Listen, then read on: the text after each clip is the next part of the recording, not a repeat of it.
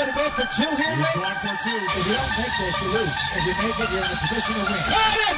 One-handed catch as he goes up and gets it. That's just a heck of a play. Gonna go for two here. Go for two here.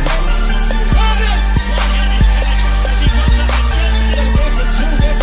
Gonna go for two here. Go for two here. If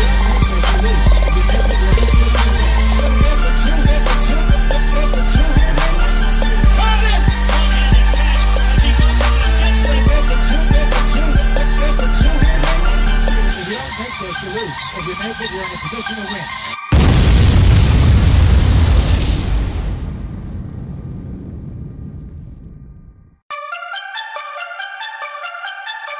Gonna go for two here. Go for two here. Caught him! One-handed catch as he goes up and gets it. Go for two here. If you don't make this, you lose. If you make it, you're in a position to win. Gonna go for two here. He's going for two. If you don't make this, you lose. If you make it, you're in a position to win. Caught him!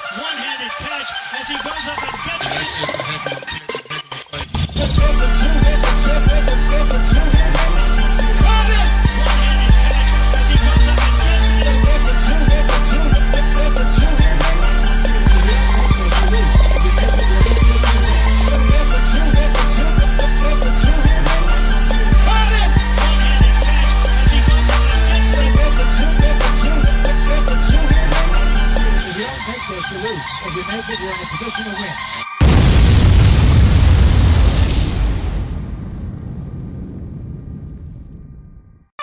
As he goes up and gets it. That's just a heck of a play. Gonna go for two here. He's going for two. If you don't make this, you lose. If you make it, you're in a position to win. Caught him! One-handed catch as he goes up and gets it. That's just a heck of a play. Gonna go for two here. Go for two here. Caught him! One-handed catch as he goes up and gets it. Gonna go for two here. Okay, we are live, episode 47, presented by our friends down at the Toboggan Brewing Company. Chad was a little bit late because he's trying to get his stream to the hockey game sorted out, because obviously as we're doing this, we're also counting down watching for Puck Drop as well. So we're definitely going to talk a little bit of hockey tonight. We're going to talk some football. We're going to talk about our boy Shohei Ohtani. But before we get started, boys, how we doing? How we feeling? How was the weekend? Weekend was great, man. It rained a hell of a lot, and my power got knocked out. I don't know if you guys heard the story about that or not, but the guy that ran into the telephone pole around 10:30 at night on Saturday night. Nope. Yeah, knocked the power out, knocked the internet out until about 11:30 the next morning, kind of thing. So that was fun. No air conditioning, a little bit warm through Saturday night, but outside of that, Sunday was good, and today was great weather, man. Got to the patio, had some steak. You have a pregnant wife with no air conditioning, man. Congratulations. I'm happy you survived.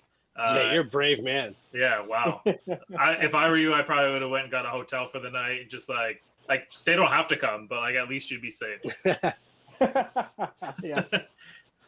Chad, I saw you were hitting the links a little bit, so you were looking good in that Birdberry polo. Yeah, man. First time I got it on, and I'll admit, probably the comfiest golf shirt I ever wore. I have a hard time finding golf shirts for the simple fact that I don't want a shirt that's a sweater on me or like a dress, more or less. But I need a shirt big enough to cover shoulders, that zero shoulder rotation. So it was really nice because the shirt actually moves with me.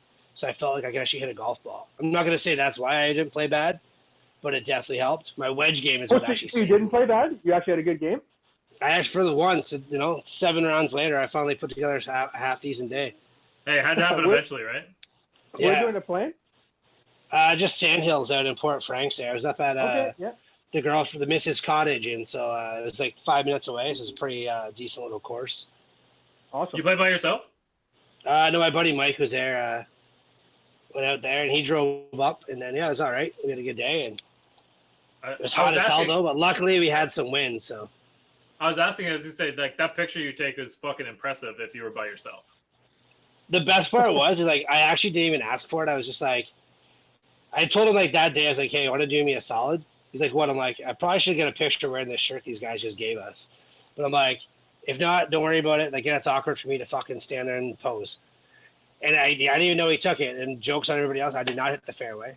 But I did save par. I did save par. So I got it. It looked like you were teed up in the middle of the fairway, so I thought that was just like you did that for TV purposes. I didn't know it was a real shot. That was a real shot. I just missed the fairway, but I kicked far enough right that I actually had a line right to the green. It was like one of the best fuck ups I've ever had on a golf course. Because I Yeah. bombed it and it didn't touch one tree and it just landed far enough right that I didn't have a tree line to play with.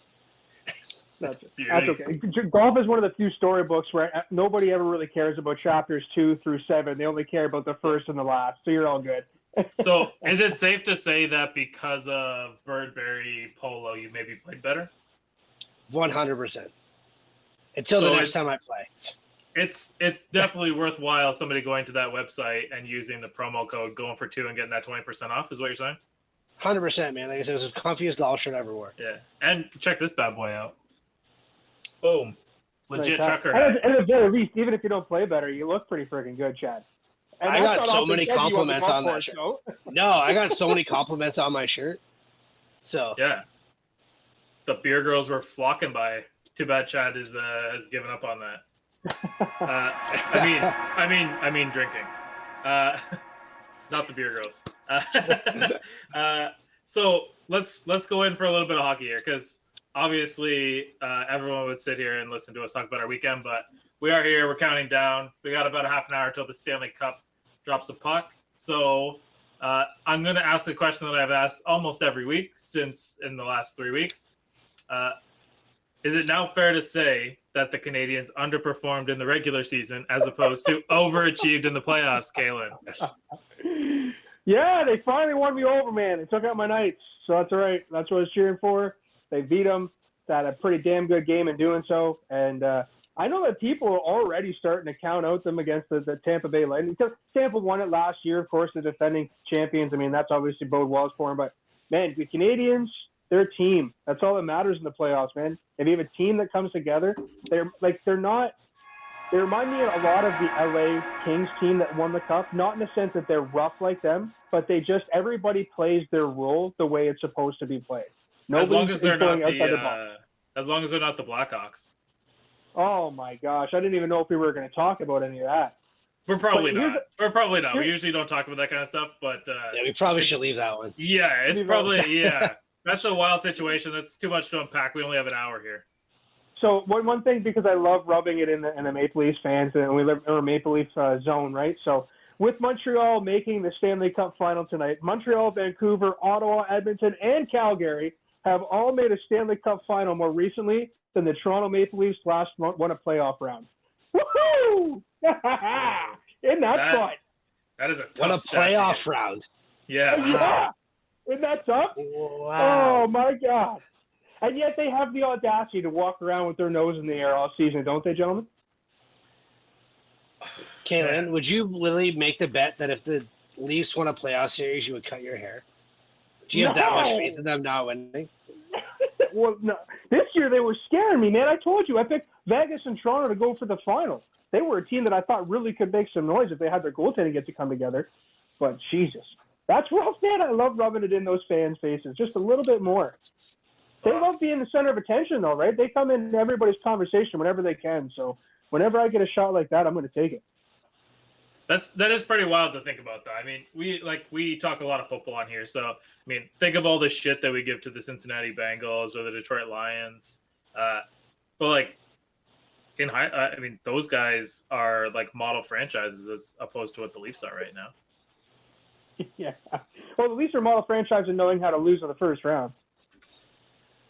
Man, and like I'm sure that they didn't want their July story to be that they were working on a deal for Wayne Simmons.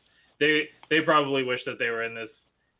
The unfortunate part is you can't string 4 wins together, so you end up blowing it. And maybe the Habs weren't the team that we continue to count out, but we all know on here, doesn't matter who we pick to win this series, the other team is going to win. So we have to collectively make a decision on which one of these teams we're going to bury. Damn. Well, I took the Lightning to win the whole thing. You did. Oh, okay. I had them and the Avs going to the finals, and I took the Lightning. So Oh, well, I'm gonna put you in the decider's chair there, Shane. I'm picking Montreal here. Man. So I am going to also side with Tampa, but for all the reasons that I said to start.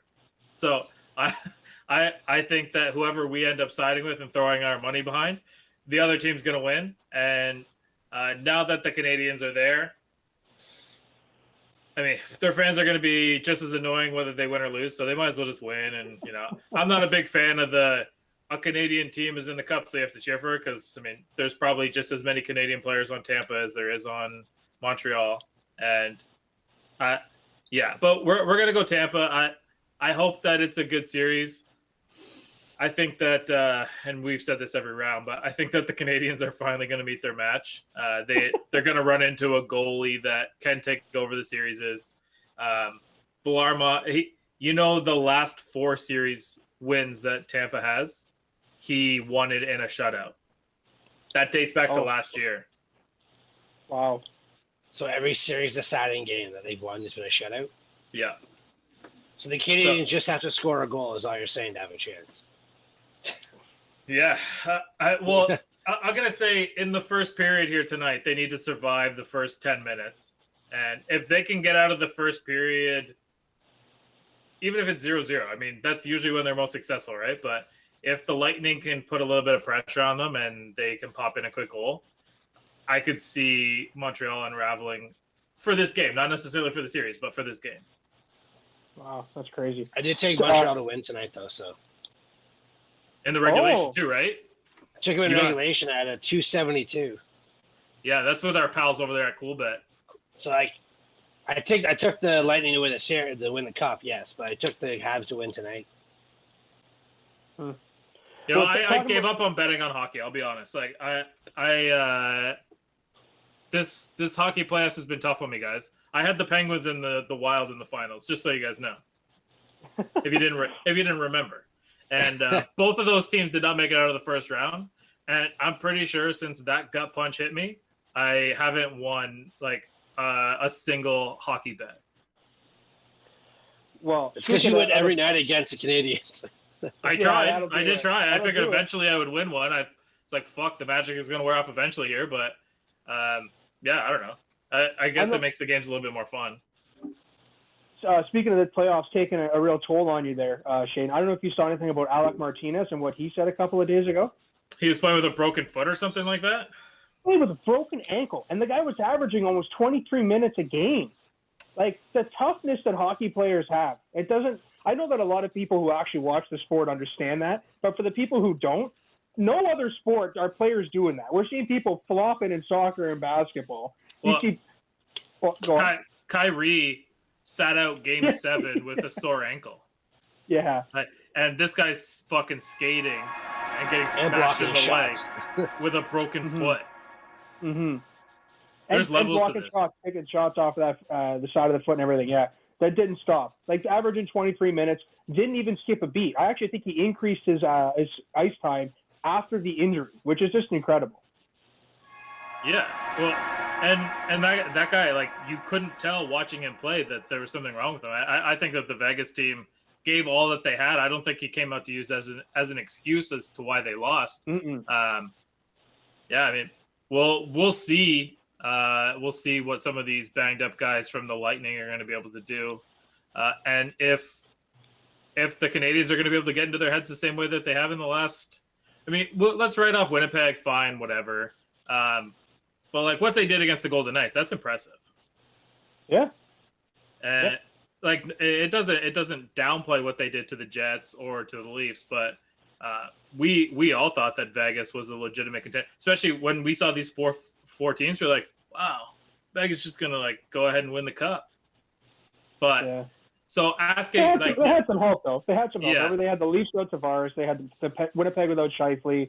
They had Vegas without Stevenson for quite some time. And rotating goalies, didn't know what the hell was going on there. And then now they're playing. Don't get me started on the goalies, Kalen. No, I'm still upset. I'm still emotional. So when we're talking about the Golden Knights and they're out, and I was reading this article and it said, are the Golden Knights a disappointment because they can't get over the hump? And it really made me think like, wow, what a fucking spoiled fan base. Your team has been in the league for 4 years, and 3 conference finals, right? Yeah, and the other one they went to the Cup. So like, are they a disappointment?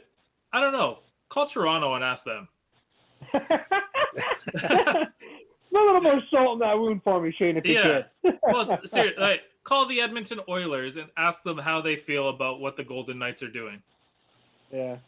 I Yeah. just think that realistically, that the fan base knows that they got very fortunate being able to build a team that they did through the draft, the trades that got thrown their way to eat some salary up, and their window is now. Their window is very short. I mean, it's a fun team and everything as it is right now, but those players aren't getting younger. There's a couple of young kids there, but the vast majority of that core of that team is on the other half of 20 and the early half of 30. So I think that's what the fan base really sees. They're gonna be looking up for a while after this. Right. I think they're going to be okay, though. I think, like, veterans are going to want to go there. Players are going to want to go to Vegas. And, like, it's a great venue. It's a great atmosphere. Their fans are unreal. They sell out all the time. So players are going to want to go there. So I'm not saying they're going to be at the conference finals every single year. That's a bit crazy to say. Yeah. But I think they're going to be a serious contender year in and year out. For the simple fact that when contracts come up, people are going to want to go play there. Right. And for a Vegas franchise, it seems like everybody wants to go play for a Vegas franchise. And we'll get into that a little bit more when we talk about football later. But I wrote something down, and I don't know if you guys have seen this. I'm not going to spoil it yet, so stay tuned for that. It's about your boy, Chad. Tampa Tom? Yeah. Now, he's a pretty fun guy. Before we make our switch to baseball, I'm going to go ahead and pour myself a nice cold jockstrap and let you guys talk for a second here because I'm going to be preoccupied. I can't do two things at once. That's what his wife always says, too. Yeah, I do not dispute that. And okay, well, you guys didn't say anything while I was doing that, so cool. Yep. Let's go ahead and talk about my boy. We've been talking about him a lot. I know Kalen's loving him, and Chad has been very interested in this fella, Shohei Ohtani. Now, we talked a little bit, and I was wrong. We talked a little bit about why does he still play for the Angels? Why is he happy there? And I said, well, they have money and they have nice weather, so what difference does it make? Now, there is a report, and I mean, no one heard him say it because he has a translator, so everything can get lost in translation, but he said that when I signed with the Angels, I thought we were going to win more. Now, does that sound like a young man that is happy in his surroundings? Not at all. And that's what I mean. But they've been in the shadow forever. How long is Trout there for? He's got to be there for a few more years, right? Well, I think he's been signed to like multiple 10-year deals. Yeah. Yeah. So you've got Trout, you've got Ohtani. What else is what is the reason to not go and play in California? The taxes may be about it, but people want to play for the Dodgers. Well, it's probably the same reason. Like, people don't want to necessarily play for the Mets because you don't want to be the secondary team in your market. If you're going to a big market to be a big market guy, you would rather go to the Yankees or the Dodgers. I mean, I personally think that the Mets are actually flying under the radar this year. And I mean, for anybody that's not watching baseball, they're going to be a playoff team. Well, I think DeGrom is helping them not fly under the radar. Yeah. But I mean, doing is insane. Well, name another pitcher on the Mets. Crickets. No, can't do it. Yeah, exactly. So there's a guy I can't remember his last name, but yeah. Well, I mean, there's an easy one. His name's Marcus Stroman. He used to play for the Jays, but who got bailed out the other day, right? I know we're talking about the Mets before we move on. Did you see that play? The back-to-back diving catches. I did. No, I didn't see it. I think it was against the Phillies that he might have been playing or something like that. But yeah, back-to-back. Pilar had the prettiest outstretch, man, for a catch. And Stroman, it was like a back-to-back plays. He turned around and just, thank you so much. Wow. Yeah, I mean, even for a high-end shortstop, the Mets had to go out there and pay a pretty big ransom to the. Are they the Cleveland baseball? Like, have they changed their name? Are they the Cleveland baseball team, or are they still the Cleveland? I don't Indians? even know. Yeah, I think it's a great question. I mean, I don't know. Anyway, that's a topic for another day. What kind of a trade package would you put together? You know, assuming we're all Blue Jays fans here, except for your stupid Red Sox hat. What kind of a trade package would you put together for an Ohtani? Like, would you mortgage your entire farm system for this guy? No, because we need pitching. We need back end pitching. Well, he's a pitcher. Well, he's a starting pitcher, though, is he not? Well, I think we He can do goes to whatever we bullpen. want with him. Yeah, we can do whatever we want with him. He might be one of those players you can do whatever you want. He just says, yes, coach. I mean, he might start the game, go take a shower, and come back in and close it. I think so. I mean, like they've got the kids that are hitting the ball right now. You add a player like Ohtani to the rotation or to the lineup, and him to the rotation. You're winning. You're absolutely winning. Besides these kids, you're taking a chance on potentially becoming something. Now, I don't know that the Blue Jays farm system. Do they have a top 10 prospect? Do they have another Wander Franco to be coming up? I know there was another team that the Twins, I think, just called up the number 5 prospect in baseball to Double-A, and I think he's going to be looking like he's going to be playing this year potentially at the end of the year. But what do the Jays have as far as prospects? Yeah, I mean, they got a few pitching prospects around. Like, the Jays have sucked for the last, 3 years with the exception of last year, right? They were okay. They made the playoffs as, the 8th seed or whatever it was. But they have a guy. His name is Austin Martin? Something like that. I think it's Austin Martin. He played shortstop. He was top 6 or 7 pick. Top college player out of the draft. You know what you're getting with him. His so is that what it's going to take? Was that their number one prospect? Yeah.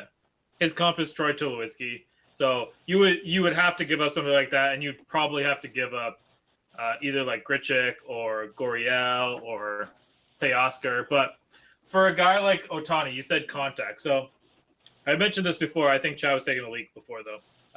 Chad, do you know what barrel rate is? Yeah, I heard you guys talking about it, but I was peeing, yes. Yeah, so the barrel rate in baseball is hitting the ball with the expected exit velocity, and they give you a percentage. So, top end players, the top Blue Jays player right now is Teoscar Hernandez at 91, which that's a great score. And guys like Acuna and Tatis are 98%.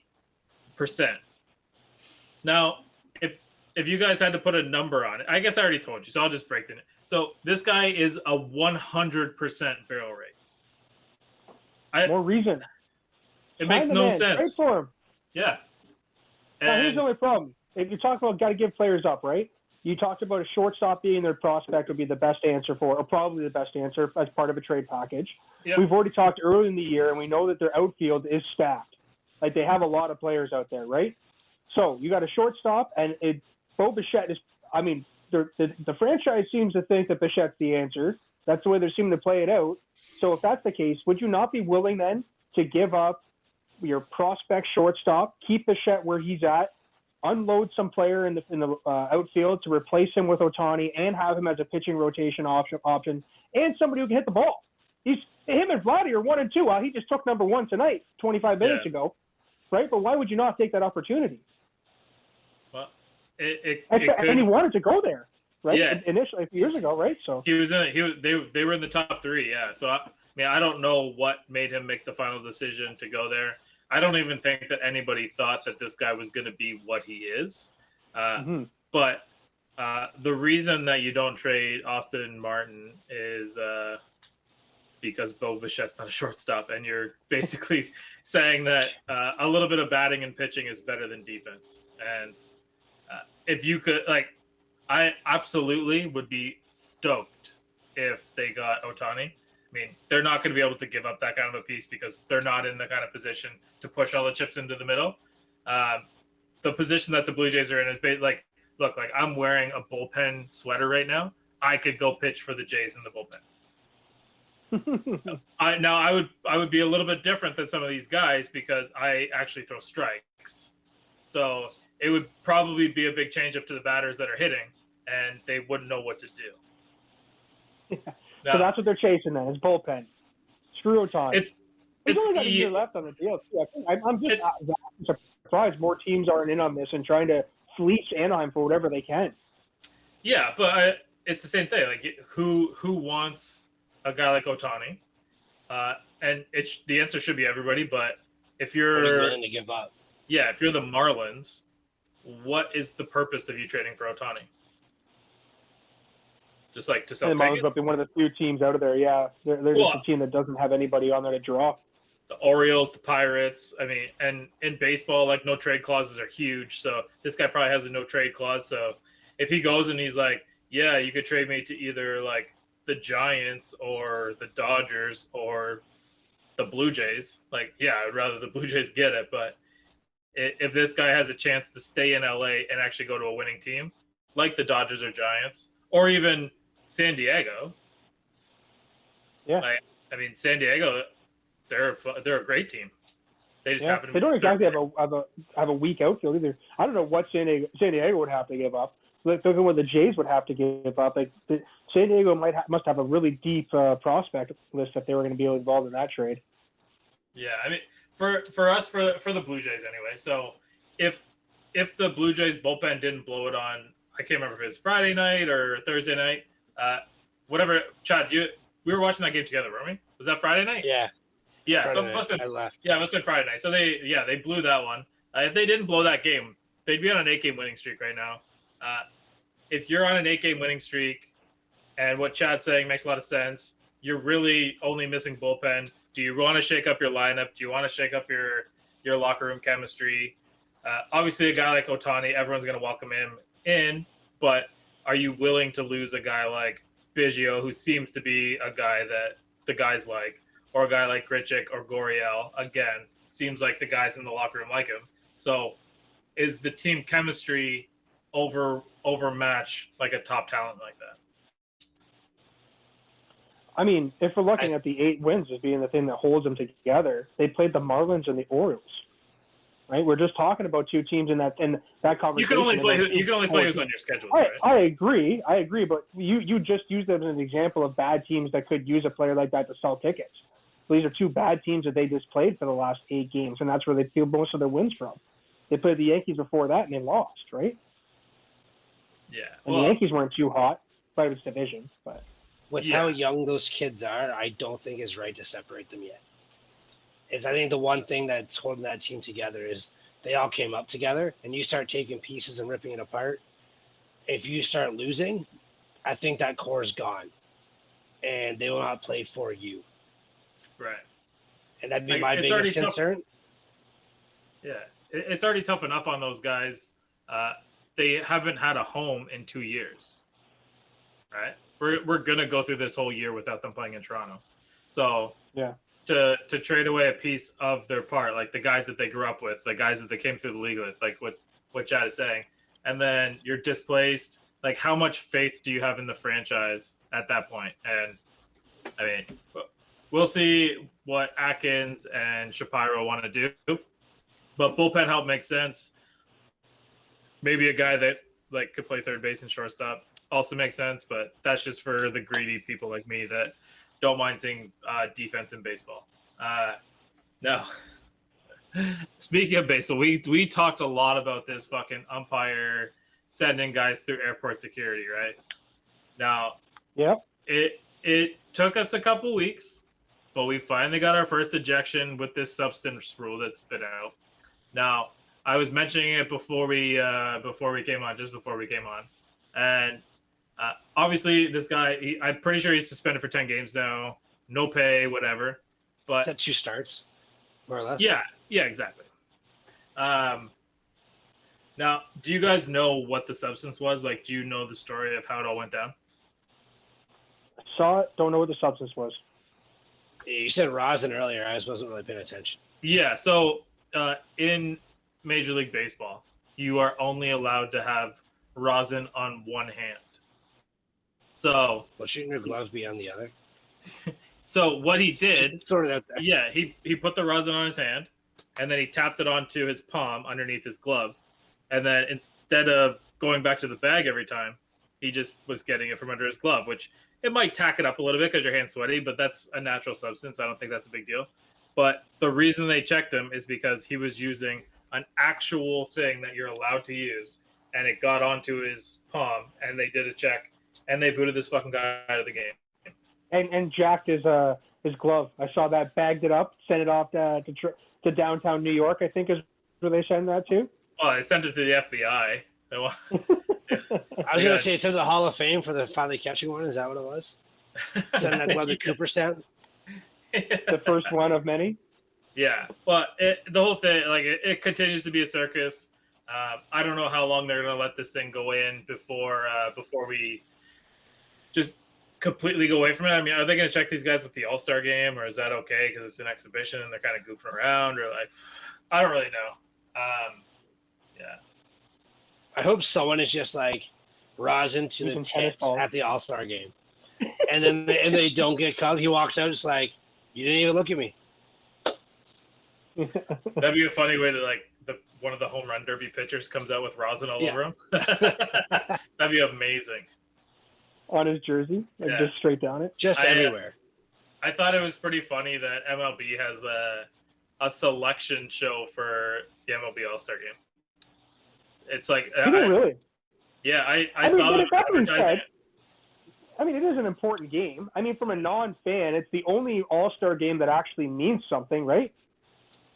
Yeah, and it should. But again, a debate for another time and another day. Right now, we still have hockey going on, and we have a couple of hot stories in football that we probably need to get to because we get going, we get rambling, and next thing you know, Liam's giving us the wind it down. Wind her up. So here is, I don't know if this is breaking news. I don't know if this is a real thing. This whole Tom Brady thing where he was on the shop and said, you're going to stick with this motherfucker. Now, we speculated a little bit. We talked Bears. We talked Saints. Now, it seems pretty confirmed that who they were talking about was the Las Vegas Raiders. And they decided to stick with Derek Carr over Tom Brady. We're going to let that sink in for a second. And then we're going to ask the question of what the fuck is Mayock and Gruden thinking? Well, it explains why earlier last week when Derek Carr was asked, why hasn't he asked for a trade out of the team or whatever, he said, I want to finish it here. It's because they already made the decision for him. Right? They want me to stay, so I'm going to answer all those great questions. Why would I want to leave here? Doesn't make any sense. Yeah, I don't get it. That's wild. Gruden, I talked about it earlier. He's known for loving his vets and really going to bat for them over and over again. I'm surprised that he wasn't willing to move on from Derek Carr. For Tom Brady. Like, we're not talking about for, like, anybody. This is, like, for Tom Brady. Yeah. And just speculative, guys. How fun would that have division been to watch last year? Forget the Broncos, Shane's pick early in the season. But the other three teams in there would have been so fun to watch. Between Herbert and Mahomes and then Brady being there, I don't know what kind of offense Brady would have had with Oakland or with Vegas. I mean, in reality, that I don't think that they have a super stellar offense, but he certainly would have been better than Derek Carr. Oh, well, I mean, that's no question about it. And I'm curious on Chad's point of view because he's sitting there really quietly because he's the one that was the big winner in all of this. So, Chad, like, remove your Bucks hat for a second and answer how did the Raiders do this, and what would their season have looked like if they didn't? Why the Raiders did this is because John Gruden is not going to give up control. Mike Mayock is not going to give up control. John Gruden was a Bucks coach back in the day, and I read his book before. He does things John Gruden's way. Whether you like it or not, this is how it's going to be. Tom Brady wanted to go, and he was going to, like, as you saw, he brought people with him. I guess if he went to Vegas, he wouldn't have got Antonio Brown. He would have got AB. He probably would have got Gronk. Yeah. He wouldn't have got Gronk. Leonard Fournette would have ended up there. So now all these pieces that came with him wouldn't have came, and he's the one banging on the table for those guys. Gruden and Mayock were not bringing those guys in. Well, I think Josh Jacobs was one of Mayock's first draft picks. Like, he's not giving him up. Yeah, they tried to bring Antonio Brown in. It just didn't work out. Yeah, we don't know how that one ended. But yeah, no, and I don't think Tom Brady was going to change his game to play in the offense that John Gruden wants. When you're 45 years old or 43, however old he is now, you're not going to change what you do. He walked into Tampa and him and Bruce built an offense together. Mm-hmm. And that offense went through Tom Brady. Bruce Arians changed for Tom Brady. Tom Brady didn't change for Bruce Arians. We had growing pains on the first 2 minutes. We had that spot in November where you guys literally every single week made fun of me. And I was like, you know what? Maybe this relationship didn't work out. But it did. They figured it out. I think if that would have happened if he was in Vegas, could you imagine the downfall that would have happened? Right. Gruden would have to be gone. Mayock would have had to have been gone. And I think those guys knew that. And if you're not going to go all in on a guy like Tom Brady, you can't bring that guy in your building. Right. Because he's going to do it his way. And he's probably the most talked about football player in the last 15, 20 years. That's a lot of hype to bring to your team if you're not going to go all in with him. And you're going to keep doing it your way. You know where Right. I'm going all in on, Chad? Where? When I go to Cool Bet on the weekend and make my big boosted bets. Attaboy. We were so close on Saturday. Fucking man, the Red Sox tried so hard to blow that game to get us over 10 runs, and they just couldn't do it. It was hog shit. Yeah. No. The Yankees blew it. The Red Sox didn't win. Yeah. That might be the first game ever where there was a blown save and a victory without the inning actually ending. Kiki Hernandez is playing pretty fucking hot this year, isn't he? Yeah. I mean, I don't really I don't watch a ton of Red Sox. I've watched a few of the games they played the Jays. I did watch the series this weekend against the Yankees. They look good, but they also usually blow it in September. So Stop it. we'll. I think he leads the league at like leadoff homers or something like that. I think. Might be wrong. Yeah. I mean, and I think Austin Matthews led the league in scoring, didn't he, or something? Stop it. Now. We've kind of come and gone on this tight end university. So now that it's gone by and there's been a few clips out and you've kind of seen a little bit of what it was if you were a coach or a GM of the Chiefs or the 49ers, how do you feel about your star players doing this for other players? I'm still totally down with it. And just because I've seen him there now, Ferkser looks like a beast, man. The guy put on like 30 fucking pounds, it looks like, of muscle. He's going to be exciting to watch. I'm really excited to see him as a tight end. I know the Titans said a few times they're probably still going to get another tight end, but Ferks is like a different player out there right now, man. I would be really worried if I couldn't see your hands when you were saying that because you were very, very excited there. And I wasn't 100% sure what's happening, but I'm glad I could see your hands because I wanted to make sure that there was nothing weird happening under the table over there. Chad, how you feel? You're a coach. You want to give your competitive advantage away to Ottawa or Toronto or whatever? I said it last week. I am completely fine with it. I said all the other positions are doing it. You're not giving away your team secrets. No, but you're giving away how you run routes, and like maybe you have some inside stock that no one else knows about. You have to understand, though, first off, the players' union is all about this. It's like, because the tight ends, they want to get paid. They're going to do this with or without your blessing. So if you want to go against your guy and say you don't want him there, well, you know he's not coming back. Mm-hmm. They want to get paid like receivers or they want to get paid like tackles. Right now, they're not getting paid like either of those. Receivers, outside of quarterbacks, receivers and tackles are your two highest paid positions on offense. A tight end has to do the job of both those two guys. And he's making, on a high end, 50% of what they're making. They're going to go have these clinics. So you might as well just give them the blessing and say go. I have no problem with them. I think it's great for football. As an offensive guy, of course I want guys coming back and telling me things. Because guys like Greg Olsen, who's been around the league forever, has seen it all. Yeah. And he's out there leading the way. Guys like Kelsey and what's his name? Kittle. Yeah, like they're changing the game right now. They're making tight like Darren Waller. They're making tight ends cool. And I think doing these things and bringing exposure to positions, you're going to see now receivers that are in college going to that fourth and fifth year. Hey, I'm fourth on the depth chart, but I'm 6'5", 225. Hey, man, maybe I can make this move. And now you get that hybrid, like a guy like Calvin Benjamin, who should have done this from day one. And now he's 30 years old trying to learn the position. He's too late. But you get these kids in college making that transition. I think it's just awesome for football. It's awesome for the position. And as an offensive guy, I'm 100% for it. I said that last week, and I stand by that decision the whole way. I think it's bullshit. If I was a DB and like somebody on another team torched me, like if I was a DB for the Chiefs and I go out there and Eric Ebron puts a fucking Travis Kelce move on me and burns me, like I'd be like, "Fuck you, asshole! Why are you giving away? Like, you know, help our But team." then he just dropped the ball anyway, so it wouldn't be a problem. Oh God, here we go. Why I understand, like the DBs are having the exact same conferences. The DNs are having the conference. The linebackers are doing the exact same thing.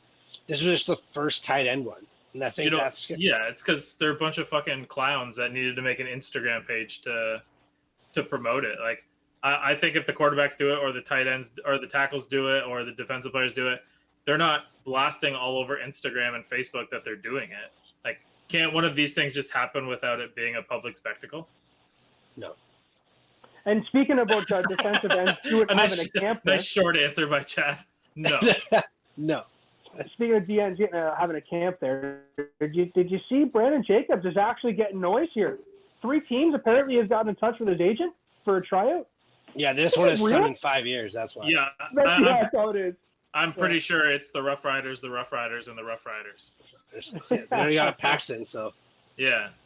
They well, I think half the teams in the CFL are called the Rough Riders, even though we're going to get into the CFL in a couple of weeks here because they're going to kick off and we're a little bit starved for football.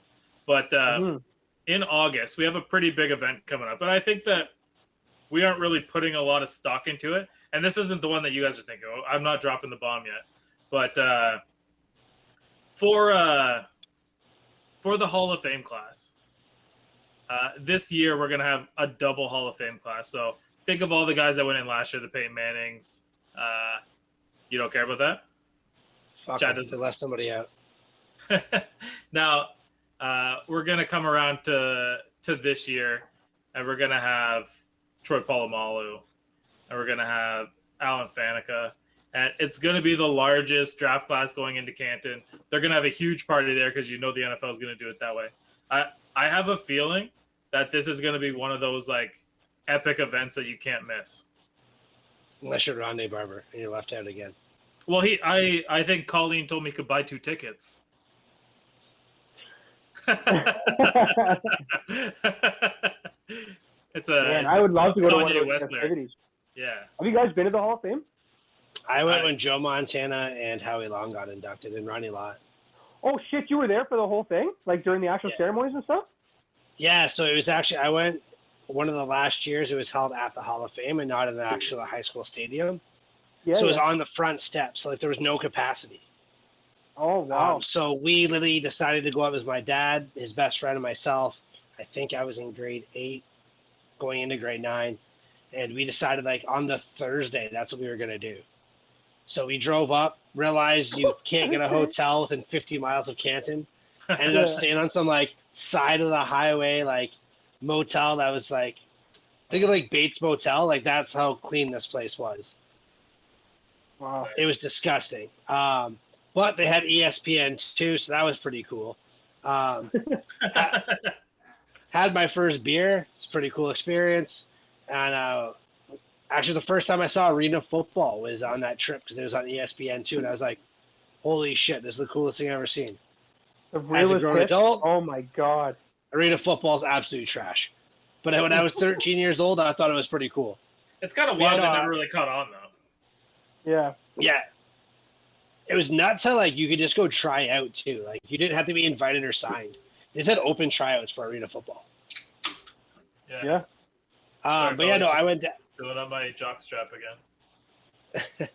So yeah, no, I went down on the front steps, and it was one of the coolest experiences I've ever had. So many legends. Like you look in left, right, and center. Like in the crowd are NFL players just watching and seeing the people that they look up to. So yeah, no, it was a really cool experience. I want to go back again. The Hall of Fame's been already done now. I think it gets done in 2020. I don't know if the 1-9 pushed that back. But I definitely want to go see the whole new renovation they've done. They put new wings onto it too, so I want to get back down to Canton. One day we can go live there. That'd be pretty bad. 100%. That'd be wild.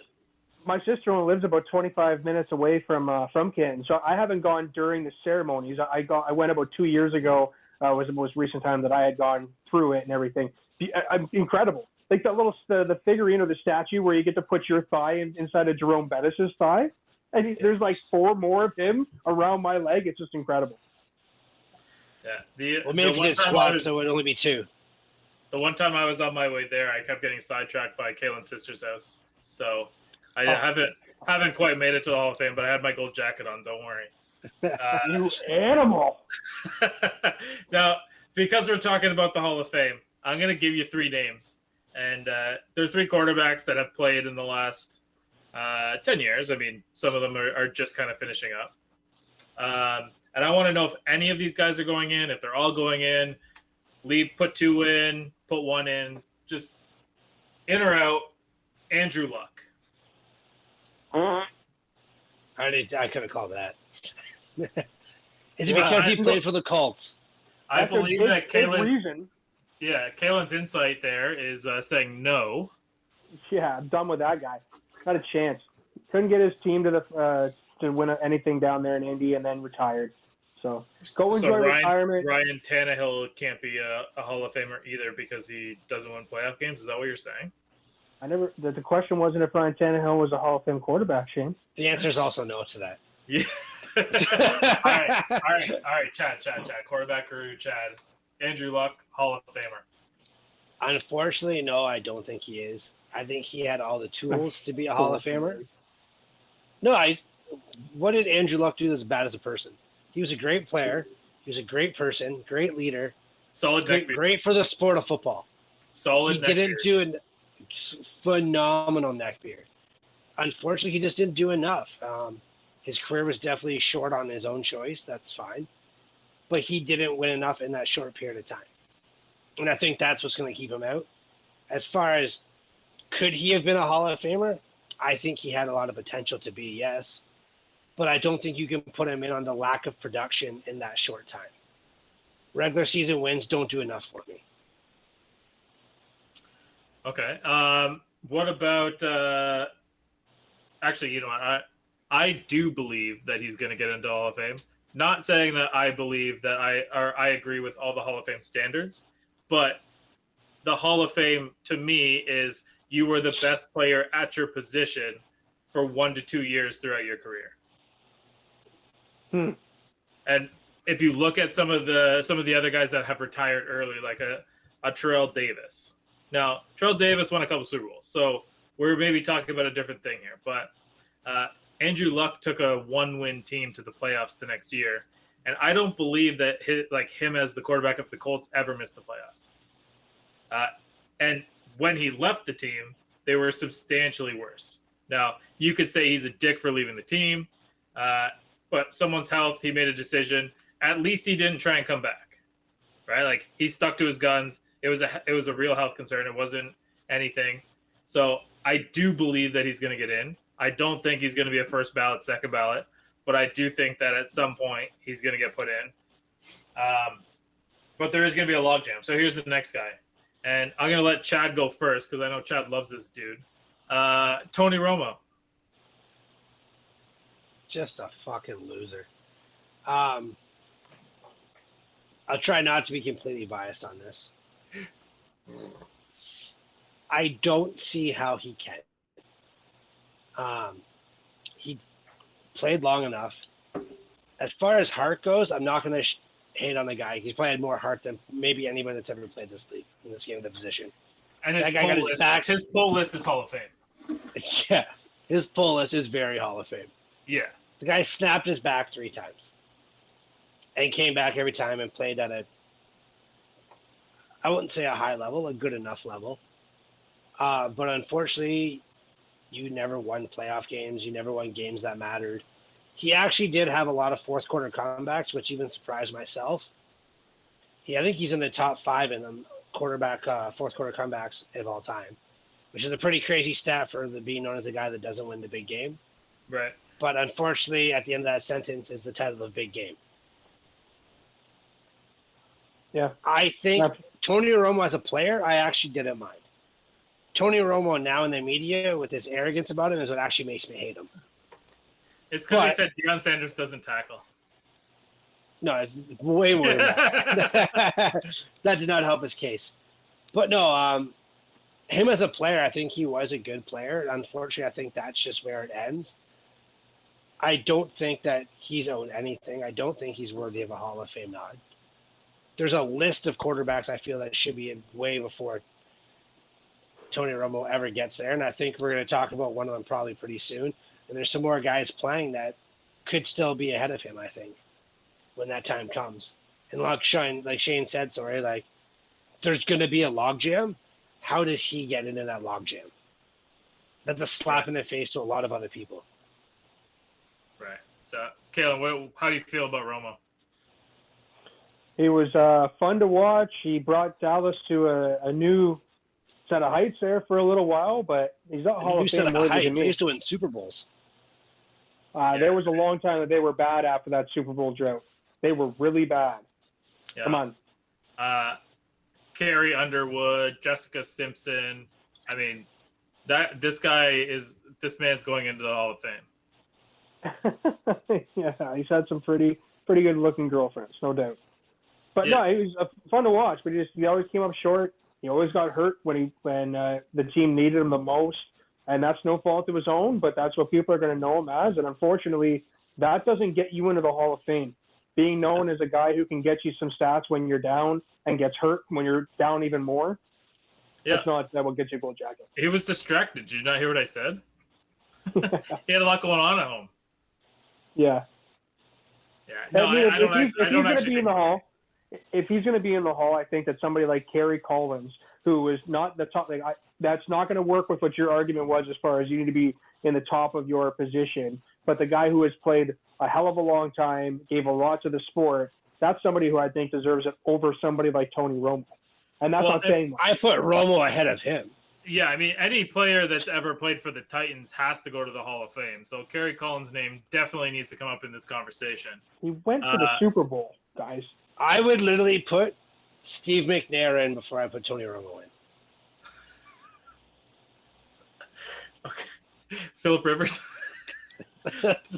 Next question. Phillip Rivers. Phillip? I think Phillip's got a – yeah. Go ahead. First ballot. First I ballot? think he's Oh, the first wow. ballot Hall of Fame. Okay. Yeah.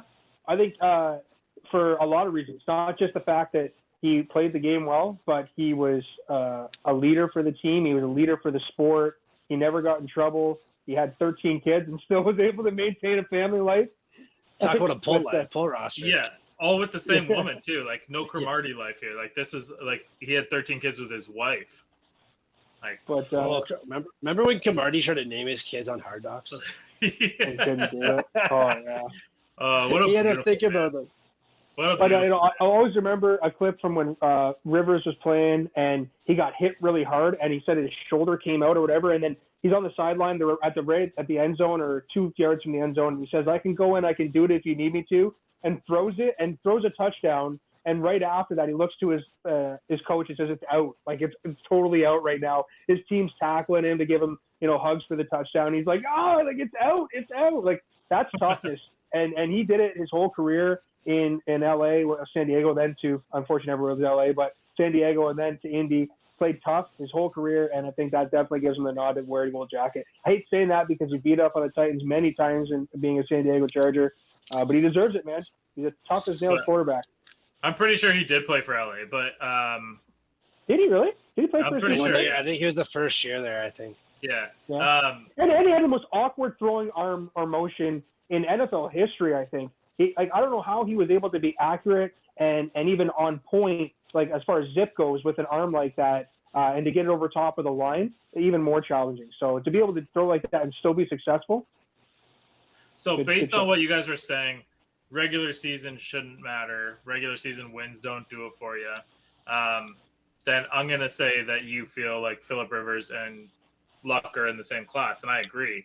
But I'm going to put Rivers in. But if you're using the same criteria that we used for Luck, statistics and regular season wins don't matter, then I just don't think Luck did it long enough. That's literally the only thing that's holding him back. Yeah. That's the only I think that can hold him back. Rivers did it over so long, and I think he's in the top 7 of every category. I think it'd be hard not to put him in. I said that. I think if Luck plays longer, he's in. Yeah. But with the way the game's going to keep changing, these records he's just going to keep getting pushed back further down the list. The puck is officially down here, so I'm sure our viewership just dropped off. But before, hopefully we saw some good. I wanted to talk about the big event that's in August. I mean, we were talking about the Hall of Fame, but the big event in August is the Goin for 2 1-year anniversary. Puck dropped. Golf. What's that? Puck dropped. Oh, yeah. The Goin for 2 1-year anniversary golf challenge for mental health. Now, we're going to continue to lay out the details as we go, but essentially what's going to happen is I'm going to have a partner, and every other one of these guys is going to have a partner, and we are going to play head-to-head in a semifinals, and then a finals and a toilet bowl. And it's all going to be on one day, so we're looking at 36 holes of golf in one day, which I'm not sure if my body's ready for. I don't know how you boys are feeling, if you're ready to swing it that many times. I mean, a few rounds of yoga and a couple of bottles of water before the match, and hopefully I'm good. But I gotta tell you, I'm gonna ask our friends at Treetop to stock us with a nice cooler full of CBD drinks, and that's the only way that we're making it through this thing. And yeah, guys, couple like bear with us as CBDs, far as couple like, toboggans, see what happens. yeah, bear with us as far as like getting the details out there. We're getting everything kind of worked together right now with like the way that things were locked down and everything. We didn't know how things were going to progress. It looks like we have a good understanding. So stick to our socials. Make sure you're following us on Facebook and YouTube and Instagram and Twitter and all that jazz, so you can get all the up-to-date news about when this is going to go down. Yeah, and big thanks already to some of the sponsors that have already helped us out. And ultimately, our main goal here is to raise money for mental health. So that's our little side note. We figured we'd announce it now that we probably have about 70% of the details worked out. So right now it's about finishing off a couple of last things so we can keep going. But I know that I have no chance of winning if I don't get a good partner, because my drives have been a little tough this year. But I'm going to get out there a few more times. We got the Beast tournament coming up. So let's go back in for some football, because the big story, we kind of avoided it for the last 3 weeks, I feel like, because of how saturated it's been. But there was a quote that Chad sent us from Matt Lafleur, coach of the Packers, which was, "You should always prepare like you're the starter." Now, he said that to Jordan Love. Now, that sparked our imaginations and Chad's imagination. So, first of all, is that a coach just telling a backup to be ready? Or, I mean, are we thinking Aaron Rodgers is maybe not coming? Do you want me to go first? Or do you I want me to don't. go first? Hey, yeah, Caitlin's used to going first. Chad, you go first, man. How I took that is someone has not been in his playbook. He's not preparing. He's not putting the work in. He's not doing the things that a starting quarterback should do. Right. And I'm assuming the way I took it is, you've had your warnings. I've told you. You're not doing what I'm expecting you to do. Let's see if I can let a fire under you now, because now the whole world's going to know. I've told you to get your shit together. Why are you not preparing? He's the most important person on the team besides Aaron Rodgers. Like, Right. You're one hit away from being in the game. I understand backup quarterbacks do not get the reps as the first team offense. But that's your job to be ready. And when I hear a statement like that, you're not ready. So question that I have, and I know I'm jumping in, Caitlin hasn't had a chance to talk, but if Aaron Rodgers doesn't show up, is Blake Bortles the starter over Jordan Love? I think so.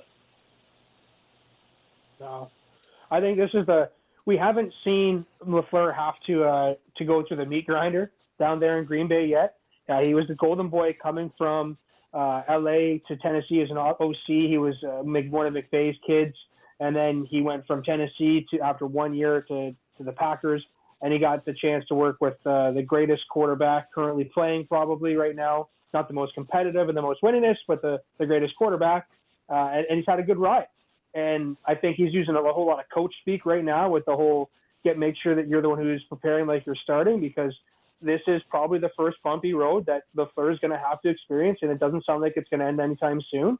So we're going to see what he's made of, and that's going to be interesting for the Packers fans to kind of see how he, will go through the turmoil that Green Bay is certainly looking forward to here in the coming months. So do you think Aaron Rodgers isn't coming back? The way that this is playing out, he's being awfully quiet. That's his option to do. But he hasn't even mentioned much of it on the Pat McAfee show. But I don't think so, man. I think this has gotten ugly at this point. And if he does go back, he was back for a year with a broken relationship. Like, how fun is that for anybody Right. involved? Oh, I've been through a broken marriage. You can tough it out. You earlier when we were talking about Brady and the Raiders, you said something about long-term commitments, and I had to bite my tongue so hard.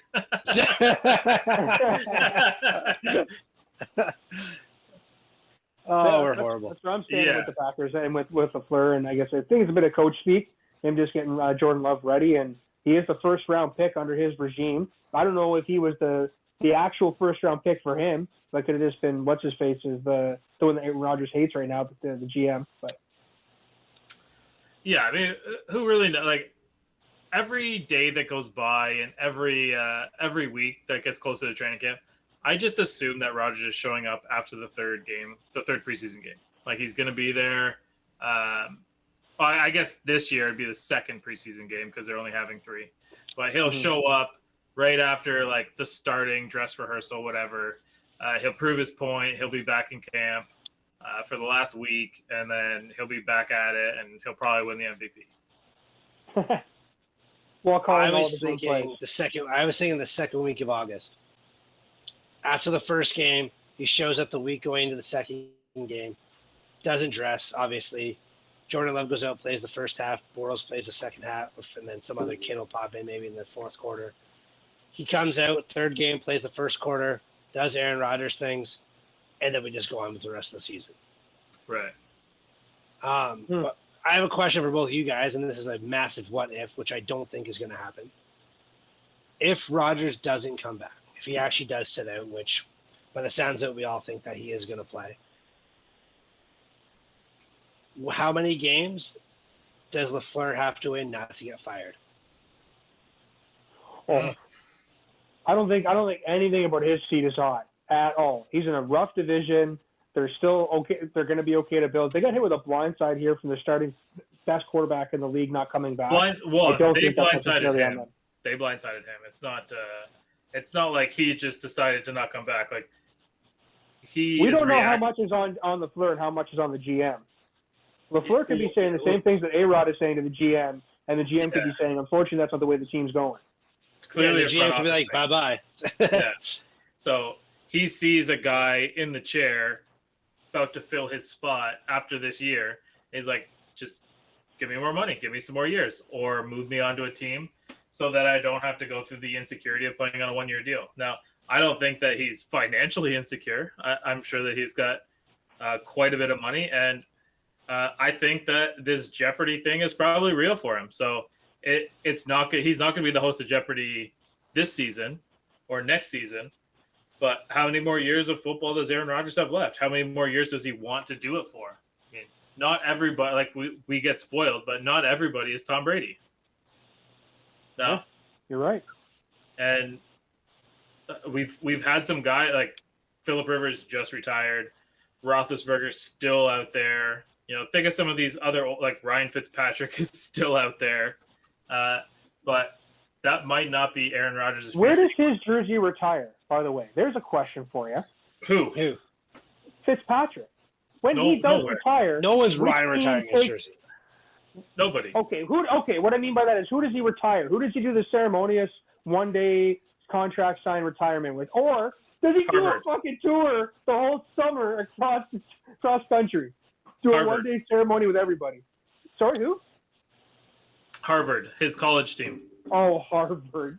Jeez, stop it. But, I mean, his best years as a starter were probably in Buffalo. Buffalo, yeah. But he's not going to go there. Like, the Josh Allen fans will cuck him out of there. And I guess maybe the Jets? I don't know. He's a pretty well-liked guy across all fan bases, I feel. Yeah, but not if you're trying to like retire with Josh Allen around. So one day. Yeah, I don't know, man. I don't see that. Like when he decides to retire, he's just gonna wash out into the CFL or the XFL and just continue to play. And one day, Did you guys see Demarius Thomas retire today? the scoring Yeah, I has saw broken. The Did lightning. you guys see Demarius Thomas retired? Actually, I don't think you retired. I think the league just didn't want you. Yeah, he's just kicked out of the PA now. But yeah, the Tampa Bay Lightning have just gone up 1-0. Saw that. I have not yet. It'll get there. Okay, well, that's kind of our NFL thing. Liam, unless you don't have anything else for us, we should probably sign off because hockey game's going here and the Lightning have already gone up. And a reminder that we're not going to be on this week, guys, on Thursday. We normally are at 7:30. So please make sure if you're trying to get your Going for Two fix, you go to our YouTube, Facebook, Instagram, Twitter. Make sure you like, follow, subscribe. Get your fix there if you really miss us that much. We're going to be probably getting pretty sloppy-faced, right? Yeah. Well, I was just talking to Liam before. Like, everybody might be here, so we might just go on like ridiculous. Oh, God. What you see is what you get. Yeah. Again, folks, as long as you're liking and subscribing, you will see if we go live at a surprise moment with Chad probably half naked running around Shane's backyard, five or six beers deep, you know? I think it's cute that you think I'm going to be half naked. Yeah. Yeah. He's flopping the pop can around. But yeah, anyway, we're getting stupid here. This is probably the dumbest show on YouTube, but we're going to continue to do it because we enjoy it. So, all right, boys. Well, let's sign off. We'll take the rest of the week off. I'm sure we'll have a couple clips out. Lightning scored. And Chad finally caught up to the stream. And yeah, we'll catch up later. We'll see you guys Monday.